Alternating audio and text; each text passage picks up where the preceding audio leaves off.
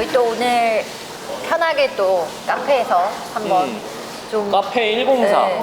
그죠? 블루스에 있는 네. 이제 하도 자주 와서 좀 단골 될 것 같아요. 이미 단골 된 기분. 네. 이 착한 가격, 네. 이쁜 인테리어. 그래서 카페 104 여기 둘러싸에 와 있는데 좋은 것 같아요, 인테리어도. 인테리어도 괜찮고 네. 맛도 괜찮고 무엇보다 가격이 괜찮은 것 같아요. 네, 친근감 있고 이렇게 오픈돼 있어가지고 뭐 밝고 조용해요. 뭐 일하기도 좋고 미팅하기도 제가 좋고. 중개해드린 사장님이라 사실 너무 사심이 들어간 광고예요. 지분이 있으신 것 같더라고요. 지분 없습니다. 지분은 지분은 없으시고. 없고 그냥 진짜 사장님 너무 좋으신 분이셔서. 근데 정말 그걸 떠나서 정말 좋은 것 같아요, 분위기가. 네, 이쪽에 오늘 또 저희가 촬영을 하게 됐는데 요즘 손님들 이렇게 전화 오시는 거 보면은 경제가 이렇게 불안하다 보니까 투자 쪽으로 많이들 관심이 있어 하시는 것 같아요. 금리가 높으니까 이제 그 펄타임 홈바이어 분들도 물론 많으시겠지만 캐시가 좀 있으신 분들이 아무래도 요새 전화가 좀 많이 오시는 것 같아요. 네. 올캐시나 뭐 아니면 뭐 융자를 조금만 받으시고 뭐 이러신 분들 아니면은 캐시 그 버짓에 맞춰서 이제 집을 사려고 하시는 분들이 많으신데 그만큼 또 부동산에 대한 투자 열기도 이제 좀 뜨거운 것 같아요. 아직은. 그쵸. 예전에 저희가 론영님 기억나실지 모르겠는데 위바이골드라고 알죠?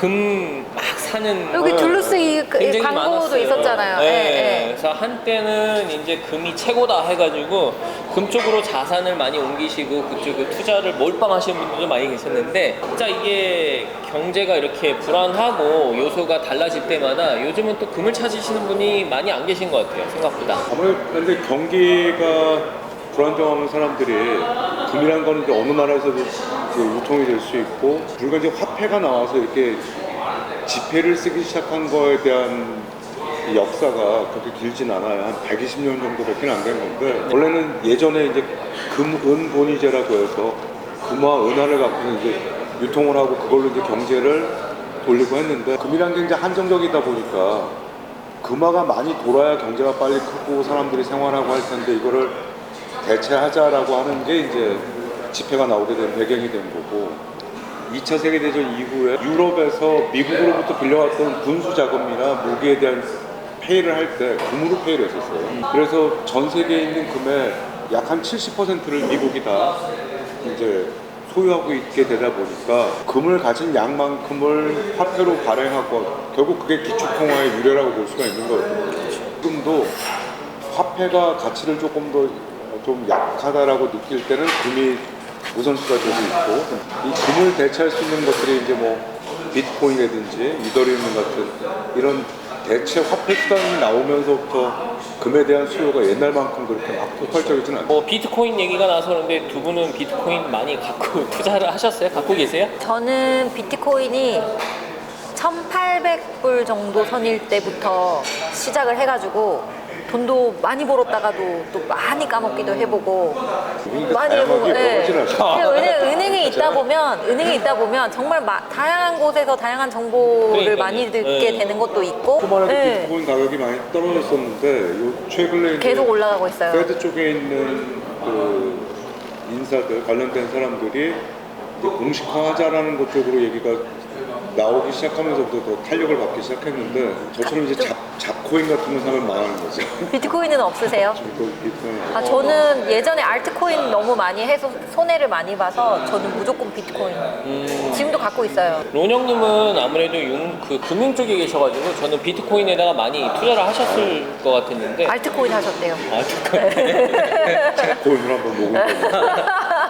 코인하고는 이게 뭔가 궁합이 안 맞는 거예요. 근데 각자들 이렇게 재테크나 투자에 이제 관심이 있으신 분야들이 조금씩 다른데 론영님 같은 경우는 실질적으로 어느 쪽에다 투자를 많이 하시고 좋은 투자가 뭐라고 생각하세요? 뭔가를 했었을 때 그래도 가장 리턴이 좋았던 건 저 개인적으로는 저는 부동산이에요. 부동산이요? 주식을 샀다가 한번 심하게 말아먹은 적이 있기 때문에 한 10몇 년간을 주식을 아예 그런 걸 하진 않았었는데 우리 사실 잘 알지도 못하고 알아도 손해보는 것 같아요, 주식은. 그쵸. 네, 빨리 네. 팔면. 저처럼 성격 급하면 무조건 손해보는 것 같아요. 왠지 모든 게 그런 것 같아요. 주택이 됐던 주식이 됐던 뭐 채권이 됐던 오래 갖고 있어서 그 주식이 종목이 나쁘지만 않다면 어느 정도 안정성이 있는 거라면 돈은 확실히 벌게 되는 건 맞는 것 같아요. 다만 얼마나 기간이냐에 따라서. 이게 부동산 같은 경우는 특히 미국에서는 한번 사고 팔고 할 때 이제 수수료도 많이 떼고 비용, 뭐 클로징 코스트, 뭐 커미션, 기타 등등 비용들이 많이 떼이다 보니까 그런 비용들을 감안하고도 수익을 내려면 사실상 자연스럽게 장기 투자가 되는 것 같아요, 부동산이. 그래서 저도 부동산이 상당히 매력이 있다라고 생각을 하는데, 이제 많은 분들이 부동산 투자를 하실 때 뭐 수수료 커미션 6% 떼고 뭐 클로징 코스트 떼고 이러면은 뭐 남는 게 없지 않냐 생각하실 수도 있는데, 그렇기 때문에 저는 장기 투자를 할 수밖에 없는 게 부동산 투자라고 생각하거든요.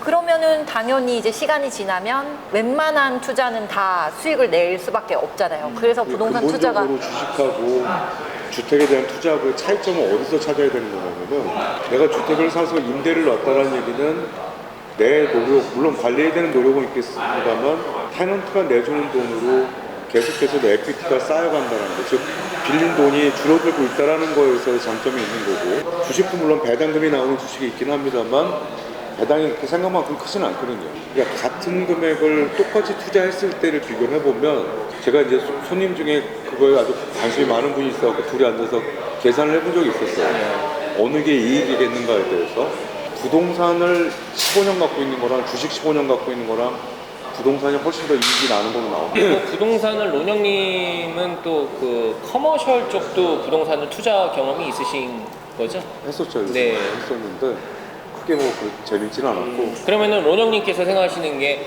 커머셜 부동산 대 레지덴셜 부동산 어느 그건 거를 뭐 제 조금 개인적인 더- 의견이니까 그쵸. 저는 당연히 주택이 낫다고 생각해요. 주택이요.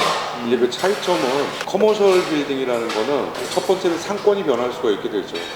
우리가 지금 찍고 있는 이 둘루스도 예전보다는 좀 상권이 또 위로 많이 올라가기도 했고, 그 다음에 커머셜 빌딩을 원하는 사람의 수요는 한정적인 겁니다. 비즈니스를 원하거나 아니면은 비즈니스 임차인을 써서 이걸 돈을 수익을 내려고 하는 사람들, 그 반면에 이제 주택은 누구나한테 다 필요한 거기 때문에 저는 그런 차원에서 본다면은 당연히 커머셜 빌딩이 오르면 뭐 더 큰 금액으로 오를 수는 있겠으나 굳이 좀 더 안전하면서 확실한 걸로 투자한다면 저는 주택을 선택할 것 같아요. 하이 리스크 하이 리턴이라는 말이 딱 그리고 커머셜. 주택은 이게 실거주잖아요. 의식주 중에 하나니까 뭐 가격이 떨어진다고 해서 내가 당장 살 집을 뭐 팔아치우는 사람들은 없는 것 같아요. 그쵸. 그래서 그런 면에서 이제 반응 속도가 느릴 거고. 또 제가 지금 가지고 있는 주택 중에 하나는 제가 소유한 지 25년이 됐는데 네. 게을러서 이제 차일피일 미루다가 이렇게 하다 보니까 오래 갖고 있게 됐어요. 근데 그 기간 동안 집값도 많이 오르게 됐고, 당연히 기간이 오래됐기 때문에 이 집도 페이오프가 됐고, 그래서 그 페이오프된 집으로부터 나오는 렌트 수입이 상당히 괜찮다라고 생각을 해요. 그럼과 동시에 이제 집값은 계속해서 오르게 되는데, 커머셜 지역을 저보고 어디가 좋겠냐면 저는 잘 알지도 못할 뿐더러 세상이 너무 빨리 변하니까. 그렇죠. 지금 예전에 제가 처음 융자를 시작했을 때 한인분들의 비즈니스에서 아주 많이 바뀌었거든요. 트렌드 자체가 많이 바뀌었기 때문에 이 커머셜 빌딩이라는 건 그런 거에 대한 취약점은 있습니다. 건물들을 유심히 보시면은 아무래도 건물들을 차지하고 있는 대다수의 상점들이 이제 먹는 쪽으로 많이 편중이 돼 있죠. 네. 그전에는 뭐 그냥 일반 조그만 스토어도 있고 이렇게 했었는데 좀 다양성이 많이 줄어들었다고 봐야 되는 거고, 이렇게 인구가 만약에 다른 쪽으로 이동해서 간다면은 그 리스크가 조금 더 저는 많지 않을까라고 생각합니다. 그리고 뭐 집이란 건 사실 내가 투자 목적으로 샀다 하더라도 세금을 피하길 원하면 그 집으로 내가 이사를 들어가서 2년 이상 거주하면은 뭐 캐피털 게인 텍스도 피할 수도 있는 방법도 있고, 뭐 당연히 합법적으로 할 수 있는 거고요. 주택도 떨어질 수 있지 않겠냐라고 얘기를 하지만 이제 오랫동안 여기 조지아에 살아보면 사람들 선호 지역이라는 건 그렇게 쉽게 안 바뀝니다. 그쵸. 단기간 뭐 5년 안에 나는 뭐 집값이 40% 올랐어요. 이 코로나 요 기간을 빼고는 사실 그런 일은 없거든요. 롱텀을 보고 한다면 저는 솔직히 주식도 하고 있고 뭐 다 합니다만 저는 개인적으로는 주택을 제일 선호합니다. 소율 씨도 제가 알기로는 뭐 주식도 많이도 하시고 또 부동산도 한 12채 정도 갖고 계시고 무슨 12채나 갖고 있어요. 더 제가 12채가 있었으면 여기 지금 안 있습니다. 저 리타이어 했어요. 저희 영상이 도둑들이 참 좋은 영상 12채 있었으면 좋겠다. 네. 돌아가면서 이제 도둑들이 가끔 이 주소를 물어보신 분들도 계시는데 농담이었고 어쨌든 뭐 다 주식 이것저것 해봤으니까. 네, 그쵸. 부동산 여러 가지 경험이 있는데 그 중에서 어떤 게 제일 좋은 경험이 있으셨어요? 좋은 경험은 둘 다 뭐 있었고 저는 손해도 봤고 뭐 실수도 많이 했고 실패도 많이 했는데 그러니까 그런 건 것 같아요. 예를 들어 1억 원이 있다. 내가 그렇다면 주식 투자를 해서 20% 수익이 나면 1억 원에 20%인 2천만 원 정도 이제 수익이 나는 건데 부동산 같은 경우 레버리지 효과를 볼 수가 있잖아요. 예를 들어 1억 원을 가지고 뭐 한 40만 불 정도 융자를 받아서 50만 불짜리 집을 사면 그 50만 불에 대해서 20% 수익이 나는 거잖아요. 똑같이 20% 수익이 나도 그렇다면 내가 50만 불의 20%는 사실은 1억 원이잖아요. 네. 그러면 난 1억 투자를 해서 수익률이 100%가 되는 거거든요. 이게 레버리지잖아요. 네. 그런 레버리지 효과를 볼 수 있어서 같은 이제 100,000을 투자를 해도 네. 또 갑자기 영어가 나왔네요. 네. 10만 10만 불을 투자를 해도 하에. 이 20%와 부동산의 20%는 엄청난 차이가 있는 것 같아요. 그래서 그런 면에서 저는 부동산이 조금 더 매력이 있는 것 같고 주식이나 뭐 이런 것도 너무 좋은데 저는 성격이 급해서 주식을 장기 보유를 못해요. 부동산은 제 급한 성격에 딱 맞아요. 팔고 싶어도 못 팔아요. 네. 테슬라를 2014년도부터 갖고 있었으면 그게 몇 배인 줄 아냐고. 그렇죠. 제가 그분한테 드리고 싶은 얘기는 그거를 맞출 수 있는 사람의 숫자도 적을 뿐더러 그때부터 안 팔고 지금까지 갖고 있다는 건 일반 개인한테 너무 힘든 일이라고. 힘든 일이에요, 맞아요. 그쵸. 그 수익을 보면 비트코인 지금같이 이자가 비싼 때는요, 내가 다운페이를 하고 렌트 받는 금액이랑 월 페이먼트랑 같은 금액 똔똔이 된다. 아, 그럼 이거 굳이 내가 해야 돼 라고 생각하는 분들도 계실 수가 있고, 그 다음에 내가 오히려 돈을 더 넣어야 되는 경우도 있을 수 있고, 여러 있을 가지 수 차이가 있죠. 있을 수가 있잖아요. 있을 수가 있는데 분명한 거는 이 부동산이든 주식이든 뭐 채권이든 비트코인이든 단기간 안에 뭘 해서 몇 배를 불린다는 건 사실은 불가능한 얘기예요. 그 저희가 이쪽 부동산을 계속 오래 하다 보면은 제일 많이 듣는 게 그때 나도 하나 살 걸. 살 걸. 그렇죠. 단기간에 오르는 이게 뭐 정상적인 마켓은 아니었잖아요. 저희가 뭐 팬데믹 때도 그러고 서프라임 2007년 8년 때 서프라임 때도 그러고 이렇게 리커버리 한 거를 경험을 하신 분들 같은 경우는 그게 다 지나고 나서 한마디씩 꼭 그렇게 말씀하시는데 이게 단기간으로 보실 문제는 아닌 것 같아요. 부동산 같은 경우는 특히나 특히 장기 투자죠. 네, 장기 투자로 하셔가지고 당장은 수익이 안 나더라도 이게 이제 아까 론 형님이 말씀하신 것처럼 누군가가 내 꼬리로 이제 페이를 해주는 개념이니까 그게 어떻게 보면은 저희 일반인들이 가장 접근하기가 쉽고 안전한 투자가 아닌가 저는 생각을 하고 저는 개인적으로 뭐 이렇게 막 투자 이렇게 많이 경험은 없어요. 뭐 저는 뭐 이런 주식 같은 거 할 줄 모르고 코인도 뭐 주머니에 뭐 펜이 이런 몇 개밖에 없는데 비트코인 한 번은 안 사보셨어요? 안 해봤어요. 와, 저는 대단하다. 네, 골드바. 아예 골드도 없고 그 유행 타는 게 막 네. 그 집에 금고에 막 골드바 쟁여놓는 스타일 아니에요? 아니에요. 되게 클래식, 네. 올드 클래식으로. 아니요, 저희는 뭐 다 도금밖에 없어요. 제가 스프레이 한 거밖에 없고 네. 금은 없는데 네. 투자를 하는 개념보다는 저는 제 부채를 많이 줄이려고 했었어요. 그래서 어느 정도 목돈이 쌓이고 하면은 제 페이먼 왜냐면은 저희 직업 같은 경우는 뭐 일정치가 않기 때문에 수입이 월급이 아니잖아요. 그쵸. 그렇기 때문에 나가는 거에 대한 부채를 줄이는 것도 어떻게 보면은 반대로 보면은 투자라고 뎁테크를 하셨군요. 그쵸. 네. 그래서 갑자기 뎁을- 갑자기 그냥 단어가 생각나서 뎁테크. 뎁테크. 뎁테크 괜찮다. 요즘 같은 때에 지금 미국 정부가 이자를 10여 차례를 쉬지 않고 올렸는데도 불구하고 제일 난감해하는 부분이 주식이 안 떨어지고 있다는 걸 제일 난감해하는 거예요. 네. 왜냐하면 주식 시장에서 빨리 돈이 증발돼 줘야만 사람들이 소비로 이어지는 돈이 줄고 그게 이제 인플레이션으로 가게 되는 단계가 될 텐데 이거 생각보다 사람들이 잘 버티는 거예요. 근데 여러 가지 조건의 이유가 있었겠지만 아마 올해 이건 제 개인적인 생각으로는 올해 9월부터는 조금 인플레이션에 대한 수치가 좀 많이 떨어지는 걸로 가지 않을까 저는 보고 있어요. 왜냐하면 일단은 학자금융자에 대한 그 유예 기간을 줬던 거가 18개월 정도를 페이먼트를 안 내고 있었는데 이게 페이먼트가 시작이 되거든요. 그러니까 결국에는 학자금융자 페이먼트 낼 돈만큼을 다른 데 여력을 쓸 수 있었던 사람들한테는 그거만큼에 대해 조정을 해야 되는 지금 이제 빚을 먼저 갚는 쪽에다 이걸 했다고 하시니까 오히려 그쪽 페이먼트가 스탑됐을 때 카드 빚이나 이런 걸 줄여놨었으면 부담이 좀 덜 할 텐데 네.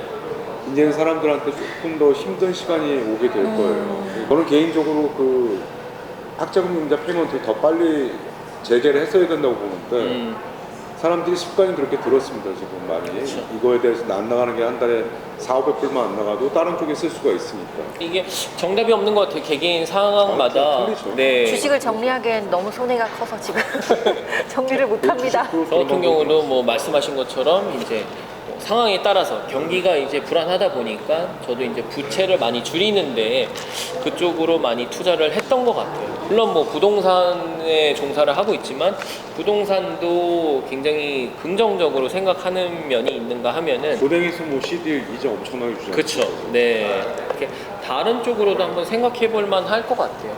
예전에 소율 씨가 한번 할 때 이제는 채권 사야 되는 시절이 온 것 같아요라고 한 2달 전 우리가 그쵸. 찍을 때 했던 적이 있는데 그게 사실입니다. 맞아요.